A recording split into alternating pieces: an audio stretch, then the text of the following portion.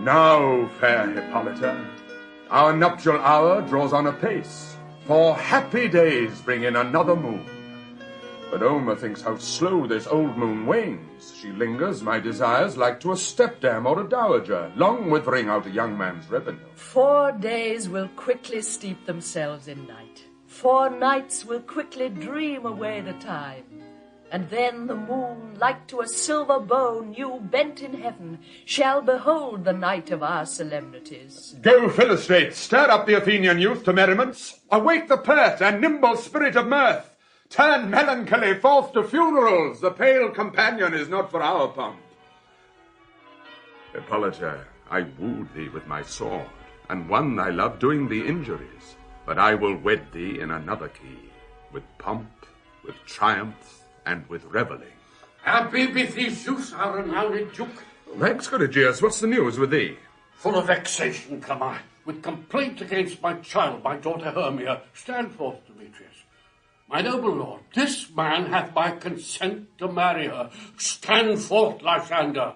My gracious Duke, this man hath witched the bosom of my child. Thou, Lysander, thou hast given her rhymes, and interchanged love tokens with my child, and hast by moonlight at her window sung with feigning voice verses of feigning love, and stolen the impression of her fantasy with bracelets of thy hair, rings, gauds, conceits, necks, trifles, nosegays, sweetmeats, messengers of strong prevailment in unhardened youth.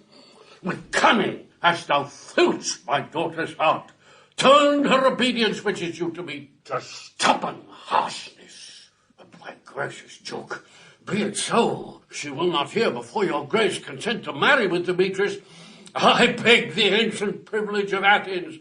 As she is mine, I may dispose of her, which shall be either to this gentleman or to her death, according to our law, immediately provided in that case.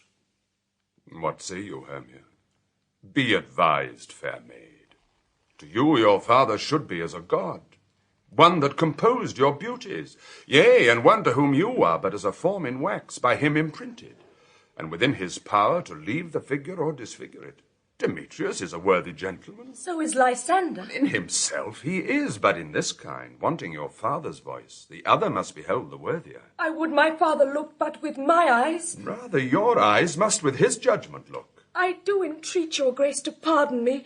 I know not by what power I am made bold, nor how it may concern my modesty in such a presence here to plead my thoughts.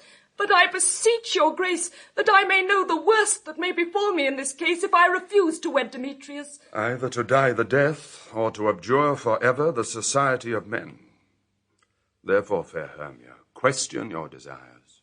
Know of your youth, examine well your blood, whether, if you yield not to your father's choice, you can endure the livery of a nun, for aye to be in shady cloister mewed. To live a barren sister all your life, chanting faint hymns to the cold, fruitless moon. Thrice blessed they that master so their blood to undergo such maiden pilgrimage. But earthlier happy is the rose distilled, than that which withering on the virgin thorn grows, lives, and dies in single blessedness. So will I grow, so live, so die, my lord, ere I will yield my virgin patent up unto his lordship, whose unwished yoke my soul consents not to give sovereignty. Take time to pause, and by the next new moon, the sealing day betwixt my love and me, for everlasting bond of fellowship.